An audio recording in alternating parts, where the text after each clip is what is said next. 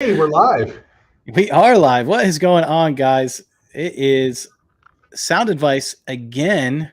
And today we're going to be talking about room treatment. Well, not room treatment. Well, we are actually going to be talking about some room treatment, but we're going to be talking about speaker placement in general.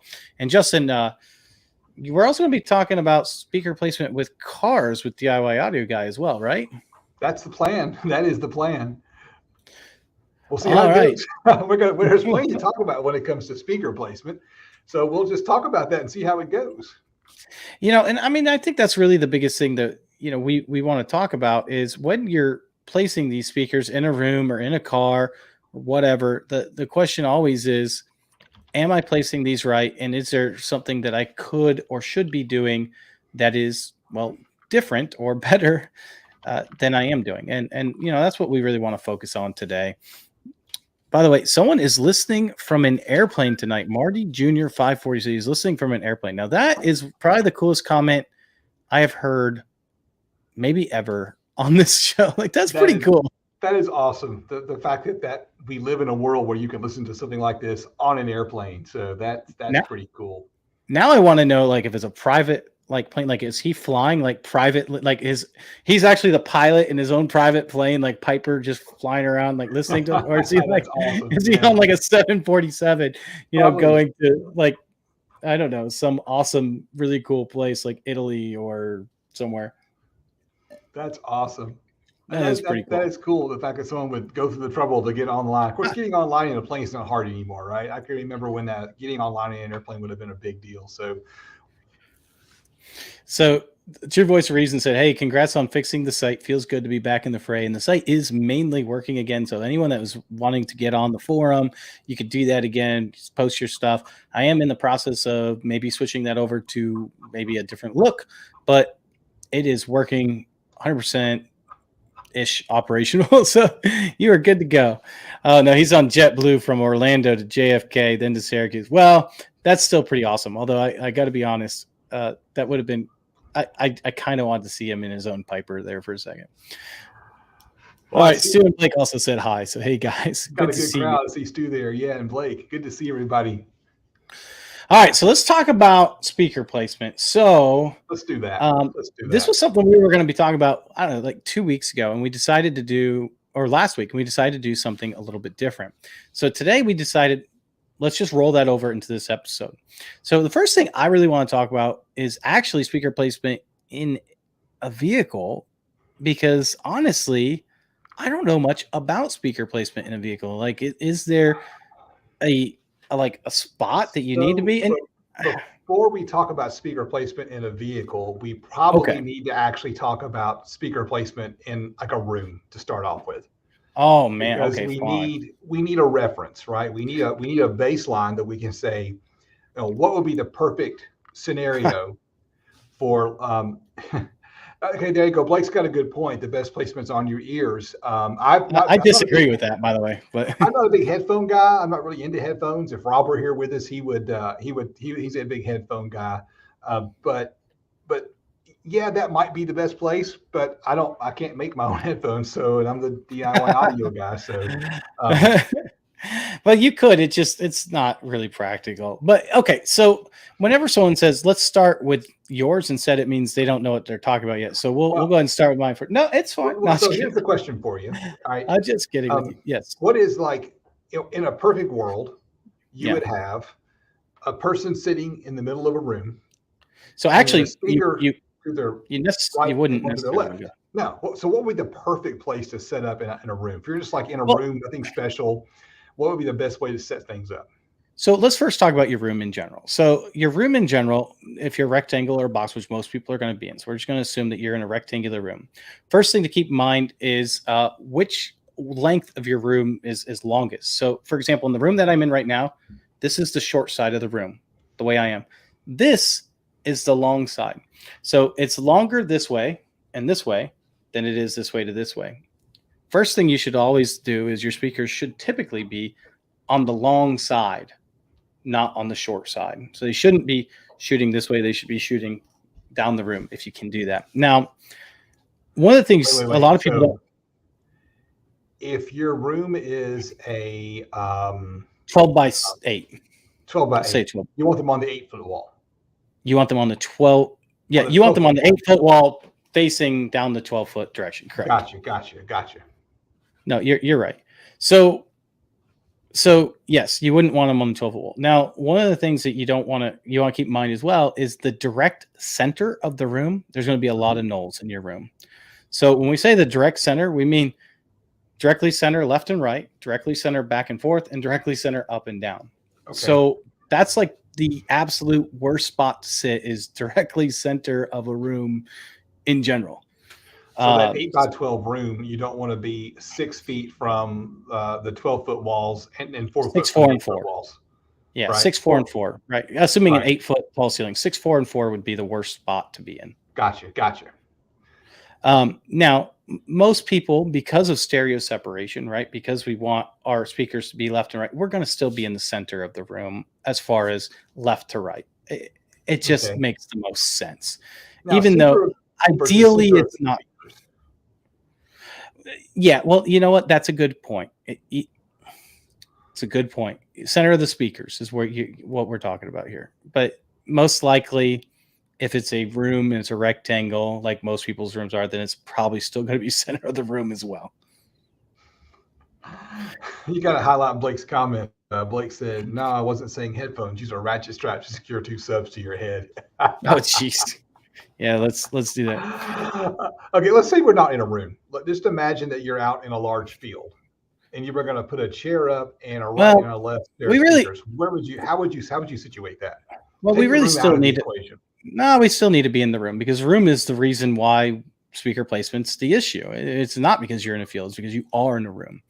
So the typical placement of speakers is going to be. I can't say so many inches away from the wall because there's so many variables, right? We have front firing ports, we have rear firing ports. All these are going to make a difference. So here's the best thing to do. The best thing to do is to sit in your main listening position. So Justin, it'd be best if me and you had someone there with us. And I sat in my main listening position. I said, hey, Justin, do me a favor. Start pulling the speakers away from the wall a little. Worst spot is directly against the wall. Now, why is that? There's actually a very good reason why that is. We know that that bass is omnidirectional, right, Justin? Right. And that's because frequency is dependent on, or sound wave, the sound wave frequency is dependent on the length of the wave. So how far it is. So the length of the wave. A low subwoofer note, because the wave is so large, will basically wrap itself around the speaker. Exactly. And based on the width of the cabinet will depend on baffle step. Now, when it's directly up against the wall, what you're having is that interaction going around the speaker and then bouncing off the wall, and it muddies the sound. So the last wall out of phase. Well, it's gonna do comb filtering. So some of it's going to be in phase, some it's going to be out of phase, but it will muddy your bass and it will muddy a lot of your mids, depending on how wide that is and where you're. Obviously where your baffle step is starting at, it's a lot of frequencies are going to end up being muddied. So the first thing to do is start to pull those away from the wall. Typically about 2 feet is good, but can't say for sure because once again, it's kind of room dependent. So best thing to do is have a buddy with you and start pulling it away from the wall. While you're doing that, you also want to point those towards the listener. So towards the listener. So kind of like aim them in a little bit. Right. So if this was the speaker, we would just aim it towards Justin. Right. And so the listener would be in between the 2 speakers, and the speakers would be aimed slightly in so that you're on axis. Yeah. And then there's going to be there's 2 different rules of thought here. One rule of thought is actually have your left speaker facing towards your opposite ear, and the other's facing them towards the ear. Right. And really, the best thing to do is to just have your buddy keep towing them in until you reach that sweet spot, and you'll hear it. It's not one of those things where you'll be like, yeah, I think that, I mean, it's fairly noticeable, and it's something that you'll hear. And a little bit later, we'll talk about first room reflection, which is so important, and how to get rid of that, which makes a big difference on how to set up your speakers as well. But right now, I'm not going to talk about that quite yet. So this is the basic. And here's one of the issues that you have with speakers is there's different types of speakers. So we have speakers like Definitive Technology, for example, which are what we call bipolar speakers. And they actually have speakers on the front and the back that fire back and try to fill the room with sound. And Now, so they're actually I got a using question about that because every time I jump on the internet and I start reading about bipole and dipole, similar. and what is that? A Bonic clone? Oh yeah, Every but time Bonicky. okay, By the way, they gotcha. asked you to turn up your mic. I don't know if you got a chance to do Is that. that any better? I moved closer to the mic. So go ahead. We'll let them answer. But go ahead and say what you were going to ask. Bipole and dipole, I read about that and I find myself kind of scratching my head going, I don't know. This just seems like a lot of mumbo jumbo. It seems kind of gimmicky to me. No, I mean, I think bipole and dipole, doesn't matter which one you're talking about, is often trying to make compromises when they realize that most people have not properly set up their room in the essence of putting any type of diffusion panels or absorption panels in their room. And so because of that, they use the room almost to fill up the soundstage more. Similar concept to like the Bose 901s that people used to love all the time. Same basic concept, which is firing the sound off the wall. Now those are interesting. And those ones you really want to read the manufacturers. So like on the Definitive Technology, for example, they'll tell you to be 3 feet from any wall at all. 3 feet from like the sidewall, 3 feet from right. and imagine like if you have a 10-foot wide room and you're 3 foot, I mean, you're starting to really cut off a lot of, like you're starting to make that a very narrow soundstage as far as the speakers left and right. So I want to put a pin in that because that's something that I want to make sure that we talk about in a little bit because I think about an 8x12 room, and I don't much of a good concept of how room sizes are, but 8x12 sounds like a decent sized kid's bedroom kind of thing, right? For a typical house. I mean, 8x12 is not a huge space. And if we're getting the speakers 2 foot off the wall, if we have to have them 3 foot off the wall, well, now you're 8x10. If you're 2 foot off any wall, you've just made your room smaller, right? Well, so here's the deal.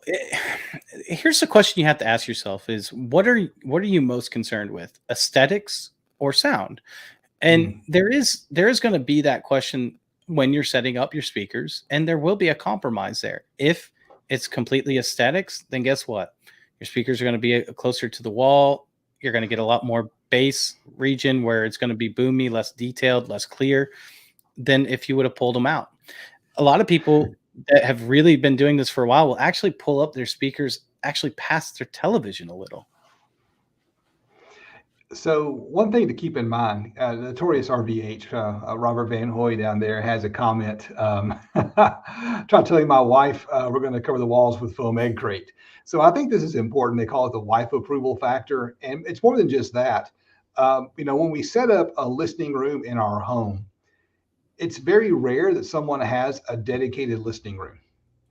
And if you've got a room that you can set up as just a listening room, you probably have the money for, $20,000 speakers and that kind of thing.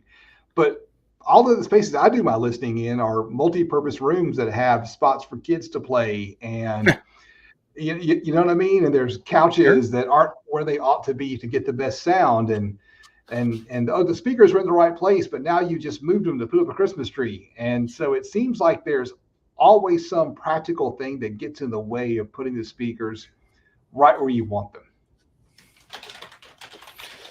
So here's first, that's true.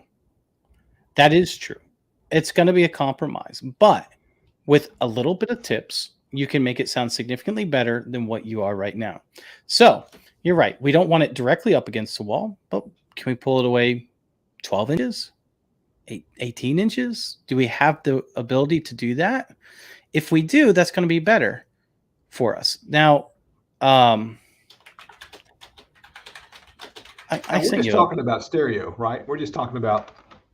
Gotcha. Yeah. We are talking about stereo, but the same concept will happen with surround sound. We'll talk more about rear surround placement and even Atmos surround placement a little bit later.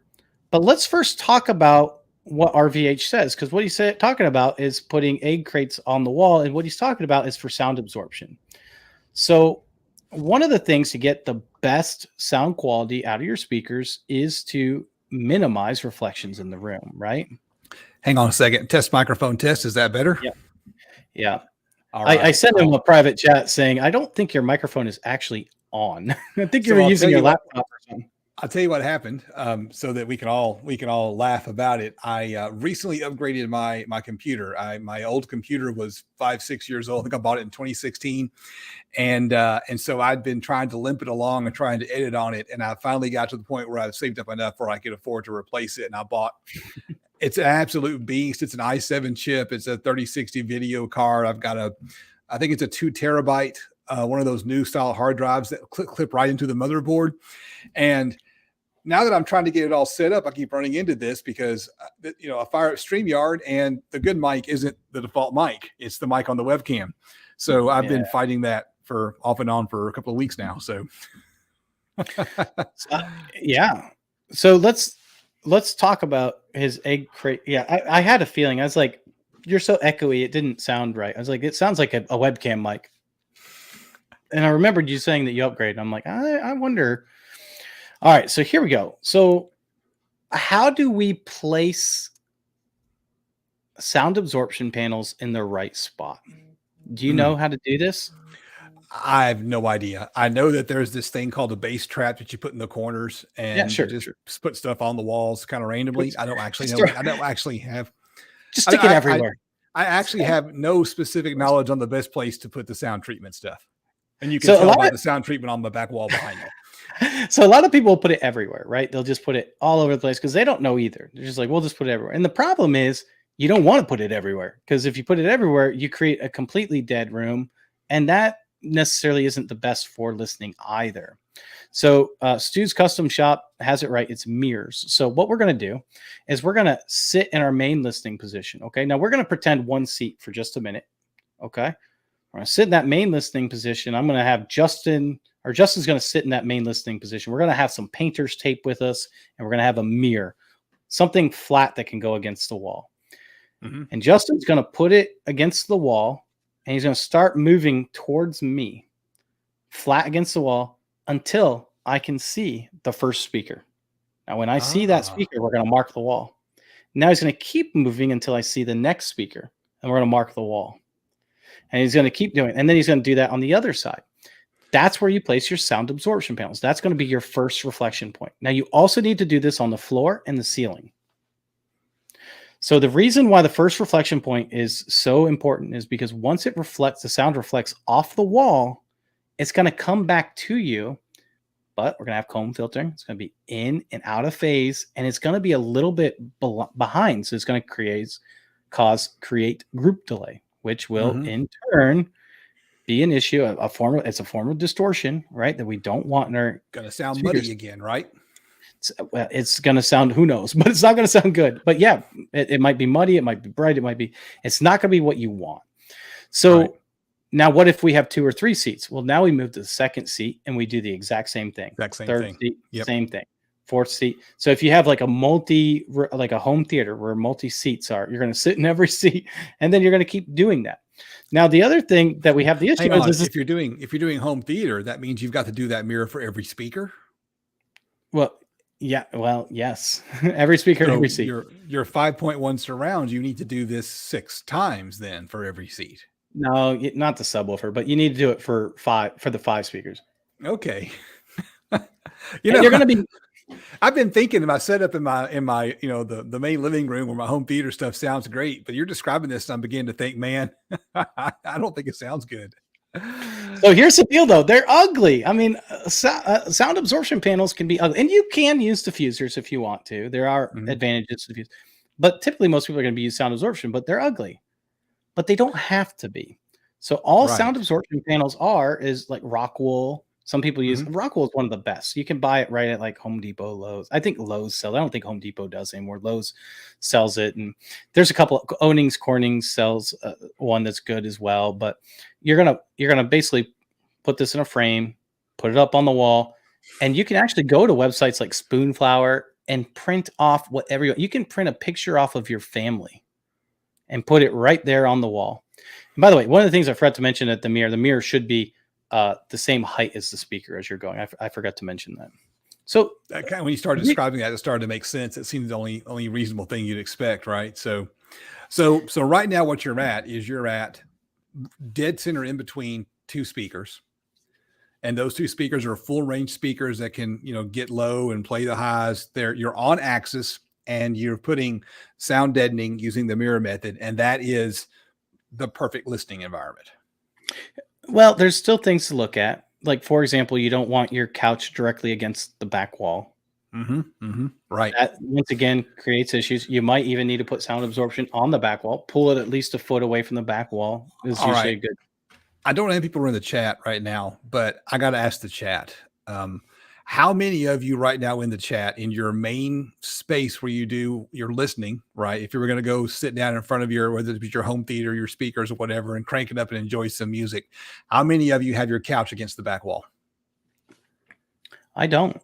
Do you? Don't? I do not. My couch is not against the back wall. I'm fortunate enough to have a big enough space where it's not. It used to be. So I'll tell you, before I moved into this house, we had a house that was a lot smaller than this. And it was really a problem to get good sound because we had this very long, skinny room. Imagine like a house built in the 60s, brick ranch, like a big front room. And, you want to read that out loud? Go ahead. No, keep going. We can read it afterwards. And basically it was supposed to be like a combined dining room, family room kind of thing. You could put the dining table on one end, couches on the other. And there was absolutely no place to put speakers. You couldn't do surround sound because there was no place to put rear speakers without doing a lot of drilling and running wires everywhere. And the sound was absolutely horrible. Just the way the thing was set up, because it was so just skinny and long. Yeah. There was no way to get good sound in it. And it was pretty miserable. Well, and I think that's the truth, is most of us don't have perfect listening areas, and that's just the way it is. So we want to get as good as we can and compromising the WAF. And that's why I would say go to a website. I think Spoonflower is one of them. There's a couple other websites where you can actually print off your own fabric. So you can put a picture up of your family, for example, print it off, and then wrap your sound deadening panel as like a conglomeration picture of your family. Like, how cool would that be? And then now it still matches the living room, still has the decor in it, and yet it still does its purpose. So hopefully maybe both of you can be happy. See, the decor thing is something that's always a bone of contention. My wife wants something on every wall. This wall behind me is the only wall that doesn't have something on it. And that's because there's a picture of my kids, and I always take that off because they don't want to be on the internet. They don't want to be on my channel. So I pull that picture down. And so everything's got something on it, and it'd be nice to put sound deadening on all this stuff, but you've got the right idea. If I can print pictures out, if I can print whatever artsy logos or, cool slogans they want to see, I can put them on the sound deadening, problem solved. Yeah, problem solved. I mean, it really is. It's a really great idea for those that say, well, I can't do sound deadening because I can't sacrifice the looks. And like in a movie theater, the great thing is go to one of those websites, put like a picture of like Thor or something on there, whatever you want, Wonder Woman, it doesn't matter, and print it off. And then now you have flags of nations you've traveled to or something like that. Nah, not a home theater. That's just silly. I was kidding. Yeah. No, Stu's Customs has it right though. You say just make some 1x4 foams, put insulation in them. Now the thickness of the insulation does determine what frequencies you're going to absorb. 4 inches is best, but most people are going to be doing 2 inches because that's what a lot of people have. Although you can even do more. There's actually a great article on this on my forum. Actually, if you want to look at it, I had a professional sound guy talk. Oh man, Josh Evans. That's his name. Josh Evans actually wrote a whole article about it. It's great. It's on the forum. If you guys want to check that out, just go to the forum and look for it. It's pretty awesome. But he talks about, how thick it is and, what frequencies it will absorb and things of that nature. Really, really great. So all right. So I've given Stu's got another great comment. Spacing the panels off the wall will determine how low of a frequency you contain. And I wanted to bring that up with regard to wall treatment, because like you said just a second ago, the thickness of the material controls which frequencies that you dampen. And a lot of the times, bass, the subwoofer, the standing waves, those waves are just too long for anything to do, for any of this stuff to impact. Yeah. Well, and one of the things to think about too is anything hollow is going to have standing waves in it. So you got to be careful with that as well. So, like if you're building a riser for a home theater or stage, you always want to fill those with Concrete. something with concrete. I was going to say, like rock wool, but concrete, sure. Yeah. I mean, why not concrete? So so ideal placement for stereo, right, left, right. For home theater, where do you want the surround sound speakers at? So that's another thing of contention because it depends on what standard you're talking about, right? Like THX says 90 degrees right at your right and left. Like if we're assuming 5.1 here, okay? Yeah. Center's obviously directly in the center of you, okay? Directly in the center. Right in front of the main listing position. Tweeters ear level. Right, tweeters ear level. Except for rear surrounds, although there are some people that will say ear level for that. Most people will say about a foot or two above your ears is where you want those. Mm-hmm. You don't, it's more like an ambiance. You want to hear it, but you also don't want it to be so loud in your ears you can't hear the other three in front of you. Mm-hmm. So 1 to 2 feet is typically what most people say. If you want to put them directly at your ears, you do you. But the biggest thing is before you mount it permanently, try it a few places. Try some good demo clips. I like, believe it or not, Days of Thunder. I love Days of Thunder. Like when he's testing out the car on the track for the first time, Cole Trickle. Yeah, Cole Trickle.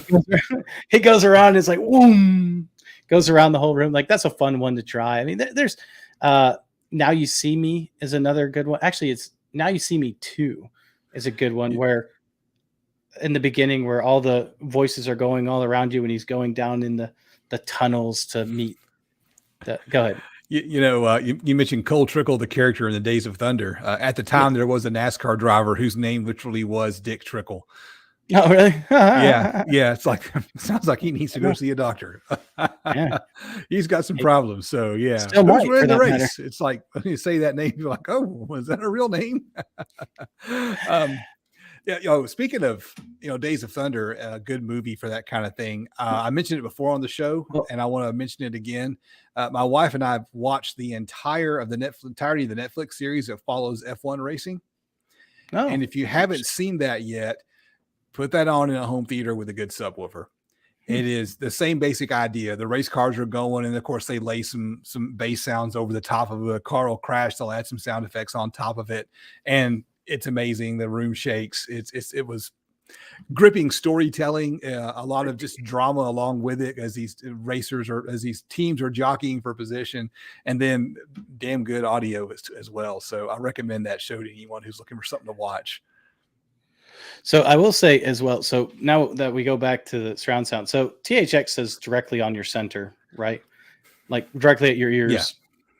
But other standards say up to 120 degrees behind you. So a lot of them will say like behind you, kind of facing towards you. And that's what I typically do. I don't typically do directly on. It depends on the room though. Sometimes you have to do that.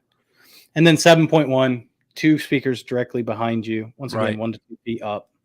But that would be almost mirror image of your front speakers. So that would be that. And Dolby Atmos is a tricky one, but we'll just assume Dolby Atmos typically about 30 degrees above you. Mm-hmm. And then, like negative 30 behind you, which would be what, like 120. What are your thoughts on in-wall speakers and how those should be placed? Hold on. First of all, we've already talked about that. You shouldn't have been late. Sorry. This is a good friend of mine. How do you place Steph Tech towers? We actually talked about that. Height modules is a whole nother story. I'm not talking about height modules. So wherever you want. I mean, seriously, in-wall speakers it's such a compromise in general. You just don't want them in the corners. In the corners is the worst place for them. But do in-wall speakers suffer from the same issues as regular speakers too close to a wall? No, because they basically have an infinite baffle. Gotcha. So they actually don't have any sound wrapping around them. They're just all of it's projecting forward. Gotcha. So yeah, but that's why I say not too close to a wall, because if you have it too close to like a corner, then those sounds are going that way. Then you have all come that. back. Yeah, got another reflection. Right. Brian Steele's got a cool comment. Brian Steele, if you want to grab his comment, he said, "What's really going to roll your goat is the best place for greater than 80 hertz reproduction might not be, and usually is not the best place for less than 80 hertz reproduction." That's a true point. And I actually want to talk about a sub crawl later, but I don't want to talk about that yet. But yeah, and he's right. It's sometimes speaker placement is a compromise. Now, one of the great things though is if you're having just issues with too much bass, then some bass traps placed properly might take care of that. If you're having a place with, unfortunately, like nulls in your response, then that's going to be problematic. So let's just talk about how to place subwoofer or bass. So this is a little bit different. What you're going to do is you're actually going to take your subwoofer or whatever speaker you're talking about for bass, and you're going to place it in your main listening position. So like where you sit, that's where you're going to place your subwoofer. And then you're going to turn it up and start playing your test tones through it, and you're going to go literally crawl around the room. You can also use a microphone, guys. So if you want to use a microphone, you could do that too. And you're going to see where the response is the best. So where the response is most linear, where you're not seeing any like big dips and crannies. And then that's where you're going to place your sub. And then that's going to be the best place to place your subwoofer. Now, it's not going to get rid of everything. It's just not. I mean, bass in general, the waves are so long, you're going to have issues somewhere probably along your frequency.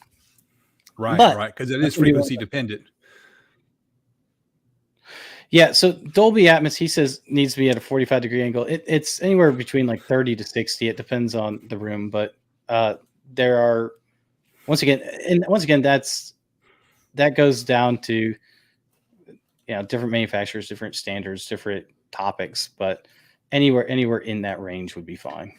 So if you want to say 45, I'm fine with that. So let's shift gears and talk about speaker placement in a car.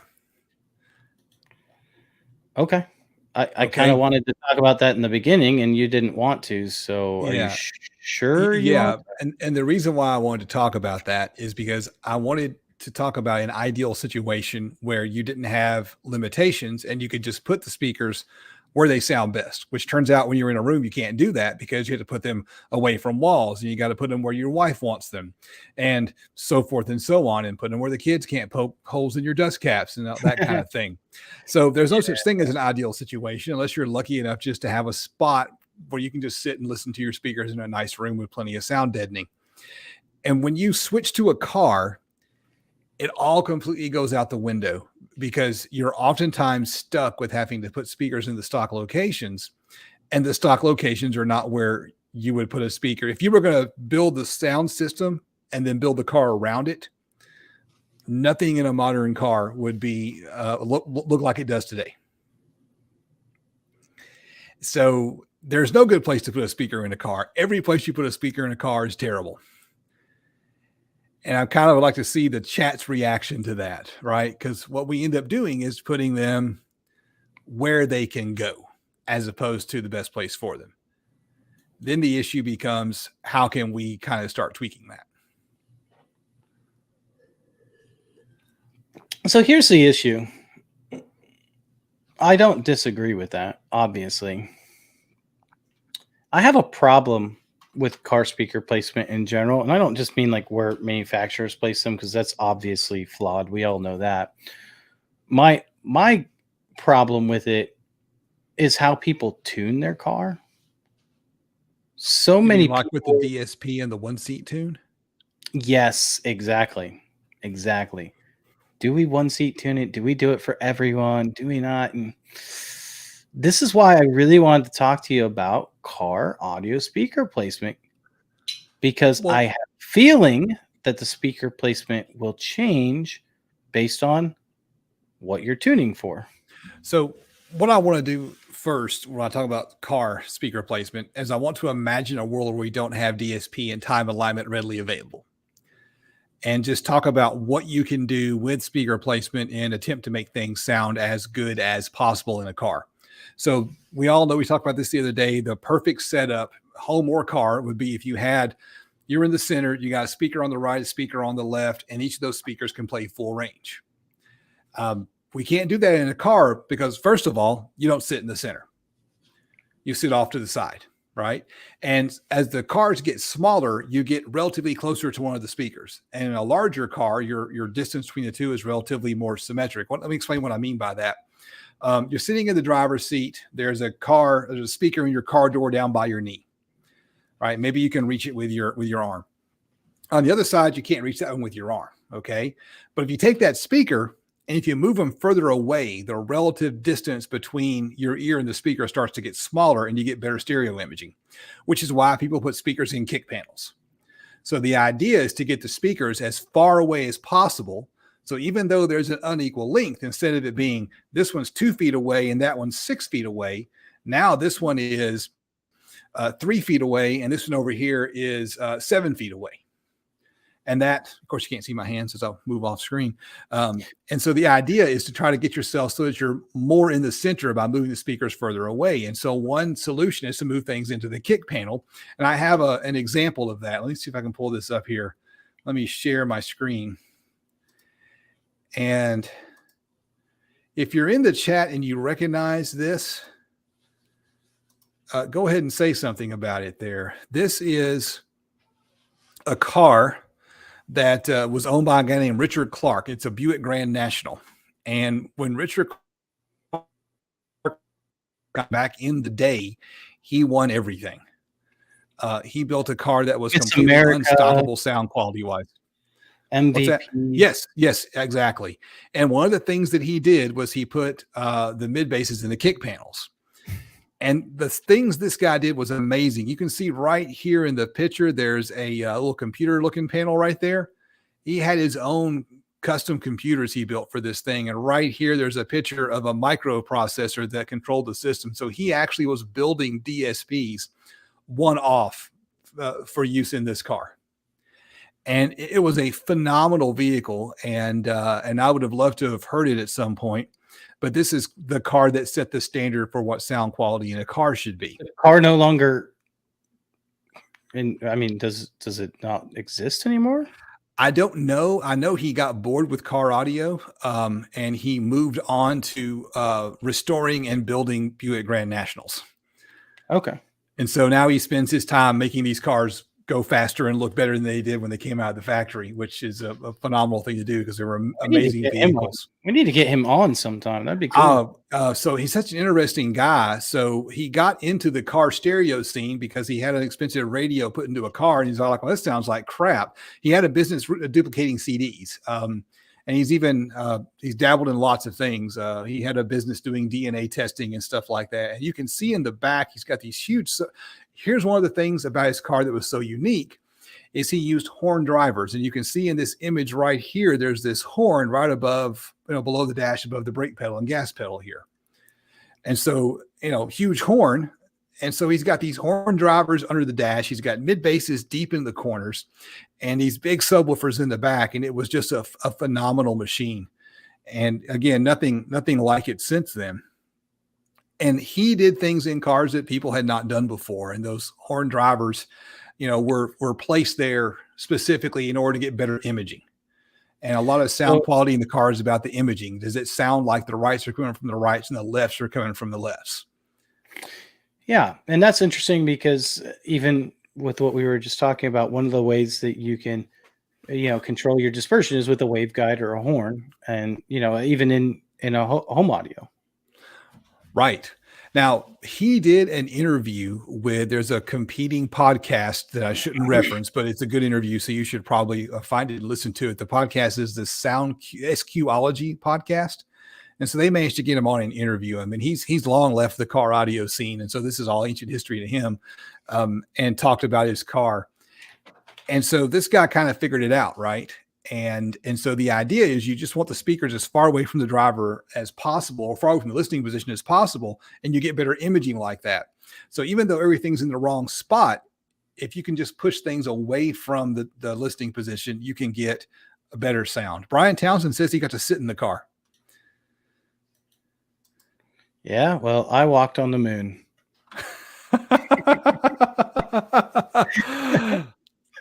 I'm just kidding. That's actually really cool. And the other one that I wanted to bring up, this is some photos from a magazine, Car Audio and Electronics. This is a guy, I can't pronounce his name. It's Earl Zalmeiser, I think. And this is a really expensive high-end BMW. And what I want you to notice, if you can see in this picture, are the little pods in the corners of the dash, right? So this is kind of the beginning of people making dash pods. These are custom. I used to have that Motorola phone. Well, I didn't. So the speakers are, this is a BMW, and the speakers are B and W. So these are really expensive high-end phone speakers. And the guy just walks. Yeah, Bowers and Wilkins, right. So he walks into a car stereo shop and says, here are the best speakers I've ever heard in my life. Put them in a car. And the guy who did the install built these things. It's a tweeter and a mid-range that's not a coaxial. The guy actually like aligned them up and built that piece all together. And those pods are on an actuator and they move up and down out of the dash. So when the radio's off, they're in the dash. And when he turns the radio on, they move up. That's really cool. The only issue I see with this is one seat tune. You can tell by where the passenger speaker is aimed. It's aimed right at the driver. Yes. But this car had no DSP. By the way, I'm not saying anything bad about that. I'm just saying it seems like with a car, more and more people are choosing one seat tune to be able to place their speakers. And I understand why. Although I have a family. Most of the time when I drive, I'm driving with my family. So for me, why do I want it to sound great for me and terrible for everyone else? I would much rather it be sound for everyone. And I'm not saying I understand. I understand it's problematic in a car. You and I are on the same page. I think that with modern DSP, a one seat tune is too stupid easy to pull off.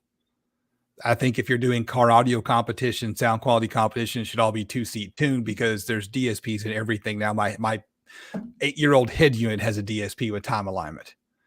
So, the fact that people are winning contests on a 1-seat tune, I don't care. I can't pour enough money into the contest to win it, but I'm not impressed that you're winning contests on a 1-seat tune. The world's best sounding car should be a 2-seat tune.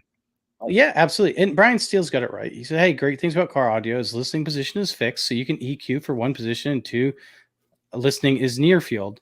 And there is some major advantages to near field. One, if we're only concerned with the near field, we don't have to concern ourselves as much with diffraction to a large degree, even the first point, reflection, things of that nature, because hopefully we don't have much as far as frequencies, bouncing off of that. So that shouldn't hopefully affect us. And then, now with DSP, we have even less to worry about. And so this is way before DSP would have been common, of course. And this is the thing that's interesting, near field, right? What he did was he created near field monitors because these things were up in the dash, aimed right at your face. And the legendary story goes that the guy I just showed you, Richard Clark, his car, Richard Clark had devised a device that you could stick in the listening position and it would measure all the reflections. And then Richard sat in this guy's car and was like, oh my God, everyone come listen to this. This guy's fixed the reflection problem. And he fixed the reflection problem because near field, basically it was loud enough when it came right at you that it drowned out the reflections and the reflection problem went away, because one of the problems with a car is it's all reflection off every darn thing. There's a gazillion surfaces all pointing different directions. Here's almost one idea that I'd like to see, and I'm sure people have done it. Why not the speakers right on the headrest of each person? Driver, because it's coming from the wrong direction. It's not coming from the front. Soundstage has to come from the front.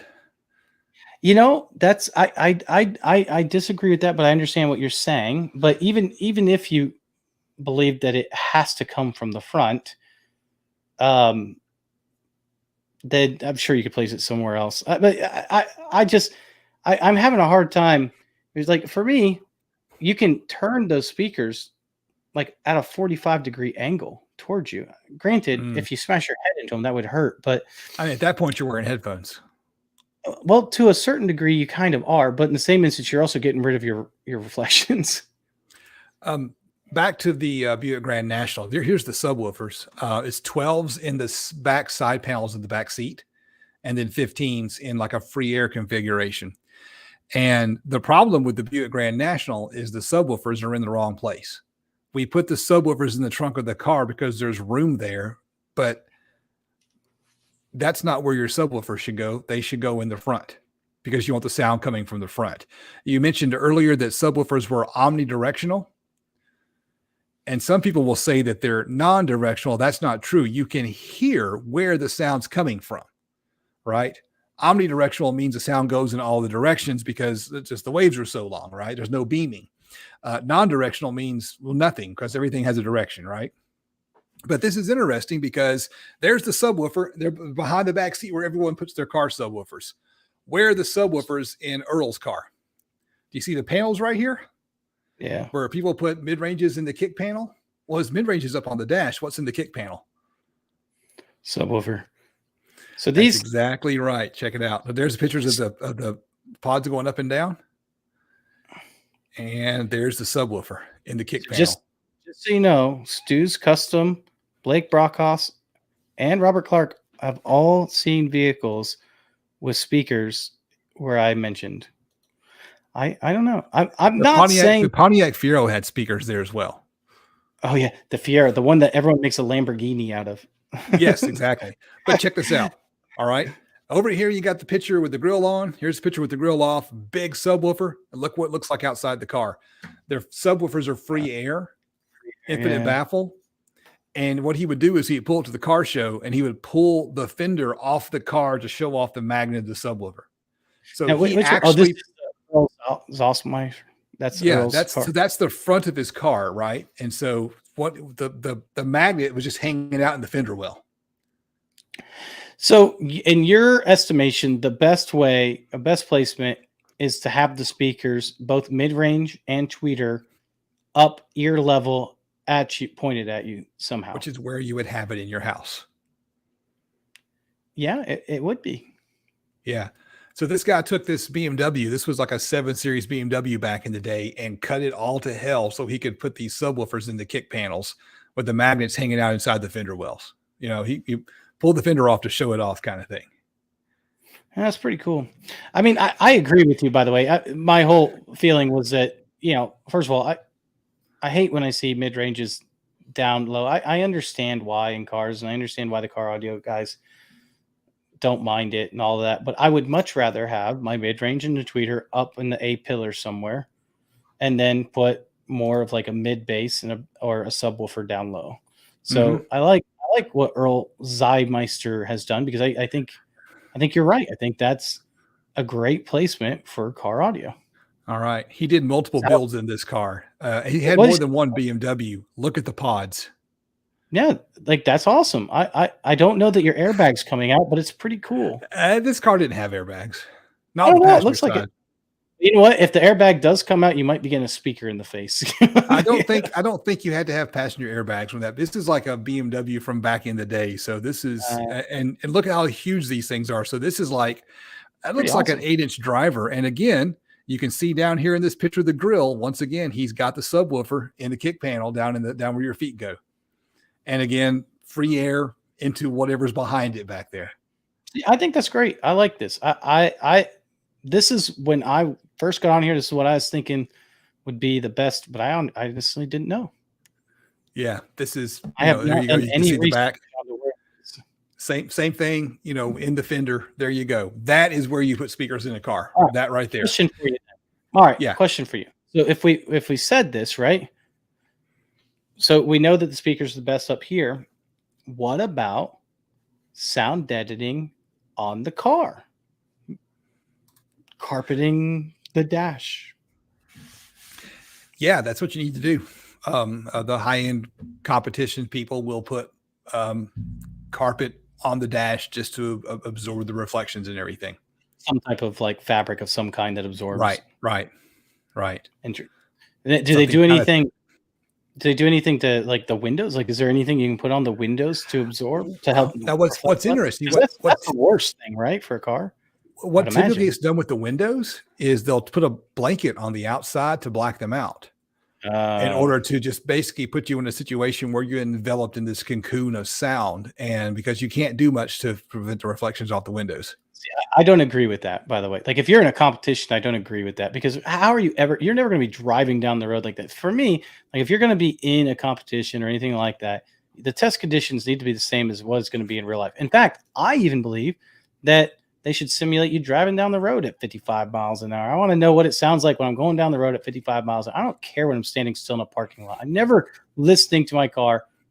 Well, I'm rarely listening to my car standing still at 55 miles an hour. You know, so someone said, or just my opinion. By all means, I am no authority to car audio and should not be speaking to why a competition should be that way. I'm just saying, if it was a competition that I was in charge of, I would want to know what it sounds like when I'm driving. Yeah, I agree. But as far as, from a practical standpoint, where's the best place to put speakers in a car?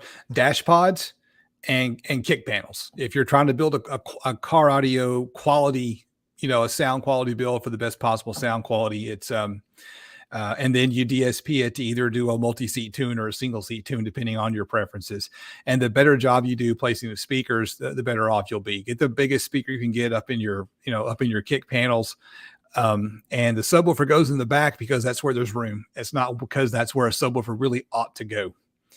But a lot of car audio is about the heavy bass and no one cares. So you just want it to be loud and have fun, which is, by the way, and I encourage that. Oh, yeah. I completely agree. Now, I got to say, I think in general, what we're saying typically, whether it's in a car or a home, at least what it sounds like what we're saying is you want them to still be ear level, at least the majority of the sound that's not omnidirectional, pointed towards you best you can, right, to avoid reflections or get rid of those first reflections if you can. And trial and error is one of those things. So, for example, I saw those awesome pods that he did, and I don't know, maybe he just had those pods done and said, screw it. If it works, it works. If it doesn't, it doesn't. I hope that's not what he did, but maybe that's what he did. And he did quite a bit of trial and error.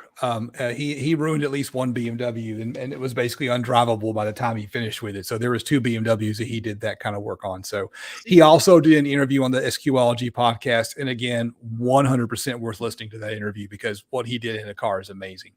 All right. So this is the point that I'm getting at, is that we should, Toyd subscriber number right now got some bad juju. I don't know what that means. Is it 666 or something, or it might be, I don't know. So well, get some more subscribers. What were we gonna say? Is that trial and error is part of the equation. Don't just assume a place that you're going to put your speakers, like especially if you're building a new home theater or something. Don't just put a spot for your speaker before you've tested it. So when I built my home theater in my last house, I literally had speakers set up, put them on ladders and all kinds of different things until I knew the height that I wanted them. Mm-hmm. And when you have a multi-seat, multi-platform, it's a little bit harder because we're talking about putting it 1 or 2 feet over your head, but now you have multiple seats. So which heads are you choosing? I usually, obviously I choose whatever row is closest to. But you want to test that out. And we mentioned Dolby Atmos. Someone had said about 45 degrees. And it's between 30 and 55. 45 is a great number. Or maybe he said 40. I can't remember what he said. But once again, test it out. And typically with Atmos, you want to have over 8-foot ceilings. Although some people say 7.5 is fine. But in general, typically you want larger than 8-foot ceilings if you can. I'll never be But able to do Atmos just the way my ceilings are set up here. I got these attic pieces, and so I'm pretty much that's not going to happen in my house. But that's fine because I'm happy with my 5.1 setup. but that's the important thing, right? Is Mhm. don't sit there and be like, this is what I'm going to do. This is not what I'm going to test it out first. Right. And see, is it going to work with what you want to do? Well, one thing too that the way our ears locate sound, and I see Rob's jumped up in the chat, and so Rob, I know he built a binaural microphone array to test things out. You got an ear here, you got an ear here, and anytime the wavelength of the sound is greater than the distance between your ears, you can locate it based on that wavelength. So different frequencies, and so there's a cutoff different for every person because everyone's head's slightly different. When they're locating sound right to left.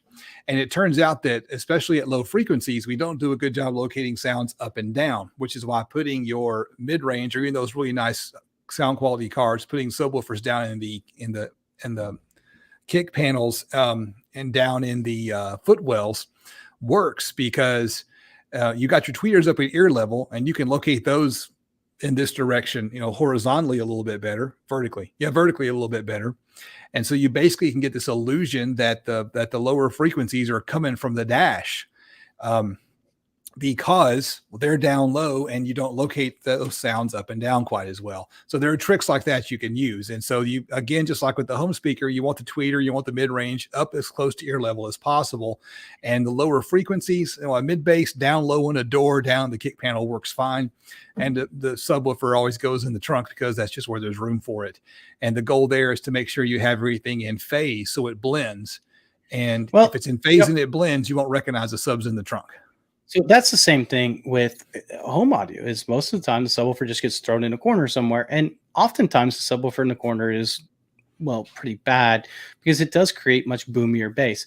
Some people like that, but it is usually an exaggeration of certain notes, which makes it less than ideal typically. So, but that's the same thing. Speakers just get thrown up where they fit. Mm-hmm. There's nothing necessarily wrong with that, but if you take a few minutes, even just a few minutes, and just experiment pulling your speakers away from the wall a little, putting something up to absorb that first reflection, I think you'd be really surprised at how different your speakers sound in a good way. Mm-hmm. I would like to experiment with those reflections. Maybe one day when the kids grow up, I can take over one of their old rooms and just turn it into a stereo listening environment, and I can do the sound deadening and just kind of have a spot to sit and move speakers in and out and try different things and listen to music. So I think it's a good idea. And a lot of people, I don't know if you guys have been reading the comments. I was trying to get to them when I couldn't get to all of them. I feel like I went off on a tangent there for a little while. I feel like I talked for 20 minutes straight. Well, I think we both did that when I talk about home audio and then car audio. So I think it's all right. But when you go back, if you watch this again, read the comments. I think it's really, really neat. So we're pretty much out of time. We do want to talk a little bit about what we have coming up on our channels. Justin, is there anything else you want to say though before we jump over to that? No, I'm ready to jump right into that. So what you got coming on your channel, man? Well, in that case, let me go ahead and share my screen. All right, so you can see this. This is what I'm working on right now. Dude, that is sick. What is that? This is the Epic build. This is going to be using 2 Dayton Epic drivers. It's going to be using a CSS tweeter. It's their SDX tweeter, so top of the line. And then it's going to be using 2 passive radiators. This thing is actually a really sweet build. So I went ahead and painted it and got the finish done on the walnut, which is looking really good. I honestly didn't know how I was going to finish the edge right here. And I just was like cutting on the router table, and I cut the 2 sides off with a chamfer. And I'm like, you know what? I kind of really like that. I was going to chamfer the whole thing, but I was like, I really like just the sides. So I just left it. And then this is a sneak peek of what it might look like when it's finished. Although there will be another one of those Epic drivers in there. So it is literally going to be an Epic build. And the cool thing about this build is everything here has been tested with a clipple and tested so well in terms of like your BL. And so the amount of power that this needs to really drive these well shouldn't be very much. And it should be the same whether we give it a little bit of power or even a lot of power. So this is one of those, what I would consider a true hi-fi build. It's not going to be a really cheap build, but it should be sounding very, very good when it's done.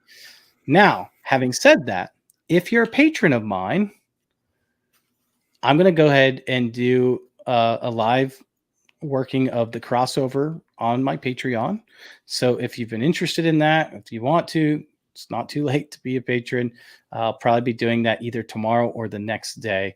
And you can ask questions while I'm doing it if you want to, or you can even give suggestions if there's something you think that you see that maybe I don't see. I have no problem with that. And we can talk over why I'm doing what I'm doing or why I'm not doing what I'm not doing. I like doing that, and we can bounce ideas off them. So that's the big build that I have coming up. Almost done, so close to being done. Those last little bit, that's always the hardest part. So two things. First thing I've got going on is yesterday, I dropped a video. I did an amp dyno of a little small footprint Brazilian style full bridge amplifier from NVX. And I want to make an announcement here for y'all to hear. NVX hooked me up with a coupon code, and yesterday that code wasn't working. And today they got it working, but instead of being a 15% discount, the code's DIY Audio 15. It's just a 10% discount because they've got some other sales going on. And it's like, well, why didn't you give me? I don't care what the discount is. It just needs to match the code so that my people aren't logging in and punching the code in, expecting a 15% discount and then getting a 10% discount. So I'm having a bit of a facepalm moment there. Come on, guys. This is not rocket surgery. So if you happen to go to nvx.com and use the code, I'm sorry, it's not a 15% discount. The code DIY Audio is a 10% discount, and I had no control over that. So the amp did fantastic. Rob is in the chat. Rob tested one of the larger versions of that amp, so that amp also did well over its rated power. So make sure you check out Rob's video as well as mine if you're looking to get one of those amplifiers. And honestly, looking at that's Hi-Fi Vega. Rob is Hi-Fi Vega. Right. So it did fine. The amplifier had no trouble making its rated power, and it seems to be a pretty good deal. So if you want to go check out NVX's website, I feel like NVX is kind of a sleeper. I think they got some decent stuff at a good price. So you want to answer that question from Stu? Yeah, Stu asked how the Epics perform in the mid to high frequencies. This is one of the really interesting things about these particular drivers, and this is what makes them so unique compared to a lot of other ones. And Purify is probably one of the other ones that I would put in this range. And there's a couple other. Cartesian had a nice little 4-inch that was very similar. They absolutely can work perfectly in a two-way system. Very low distortion up high. You have no issues really crossing those over at all. And the biggest disadvantage with the Epic in general is the sensitivity of them. They're low sensitive, though they can handle a lot of power too. So. All right. Now, as far as upcoming goes, if you're a patron, you already know what's coming up next because I tried real hard to get the patrons in a video coming up. I have finished the dash install in my oldest child's car. I ended up with 2 Kias in my household. I'm not sure how I did that. I think those Kias are cheap and fuel efficient. All right. And so it was interesting. I got a backup camera installed and a dash kit and a Pioneer radio. And I ran into a problem. I installed that radio and the microphone wasn't working. Oh. And yesterday morning, I finally had a chance to take everything apart and plug in a new microphone that I ordered off the internet and got it working again. And I was going to try to film that, but it was just me mostly trying to run that stupid microphone wire along the A-pillar and cussing at it, which didn't make for good filming. And I figured out what happened to that wire. Apparently I had cut it at some point. I think I may have recalled accidentally closing it in a door at one point. And so I broke the wire. So there's a news tip for you. Those little microphone wires are really thin. If you close one in a car door, it's toast. And so what I want to say about that is I probably won't do a video of the repair because it was really easy to get the radio out of the dash once you've already had it out. But I've always had trouble filming in a car because I don't have good lighting inside a car. And I want to give a recommendation for a product. It's not an affiliate link or anything. I went to Harbor Freight, and they have an Icon brand under hood light that goes and can hang on a hood. And this one right here has these two like big bright LEDs that mount to it magnetically. And those things, it was like night and day filming in a car. So I'm really excited to do some more filming now that I've got decent lights that actually work inside of a car. That's actually pretty neat. I've heard a lot of good things about the Icon brand. I've never personally used the Icon brand. Let me see if I can find it. I'll put it up on the screen. I'm going to throw a link also to the Epic brand because some people asked about that in the chat. I'll go ahead and also post this in the video later description. But here's the deal with the Epic brand. I would love to see more car audio guys using it. I have seen some people use it, both the 5.5 inch or 7 inch in a kick panel. I think that would be a really sweet one to use in there. I can see a lot of bass. That 5.5 inch has the same amount of excursion as the 7 inch, which is 11 millimeters of excursion, which is pretty disgusting for a 5.5 inch driver. And a good one. That's really neat to see. So this is what I got, and they sell an extra light. You can see there's 2 magnetic mounts for it. And so I bought an extra light, and which is handy because if your head's in front of one of the lights, the other light's shining on what you're filming. So if you're looking for an under hood light, I've used it for all of 15 or 20 minutes, and it worked great. Oh, it's actually really good. Yeah. I might get one for my truck. My underhood light doesn't work anymore. I've given up trying to figure out why. Well, you add the second spotlights to it, and you got 4,200 lumens there. So, well, they're Harbor Freight lumens, so it's probably half that. Can you buy the spotlight just by itself? Yes, you can buy just the spotlight. It's like $50, so it's not cheap. But their Icon stuff is kind of expensive. But it was worth it. So far, it was worth it. So, ringing endorsement. Yeah. All right. Well, that's all we got today. Oh, so if you guys. Oh, well, yeah, I would check it out and see if it's going to work for you. I don't know. They used to have on Parts Express website, they took it down, though, the actual clipple measurements. I think they may still have the distortion measurements on there. So you can check that out. That's one of the things that I've been really appreciative of them lately doing. I wish more speaker manufacturers would put the distortion along with the frequency response, because that tells us if they're actually usable. So what we're trying to do. Well, so, all right, guys, that's all we have for today. So this is Toyd's DIY Auto and DIY Audio Guy. We're out.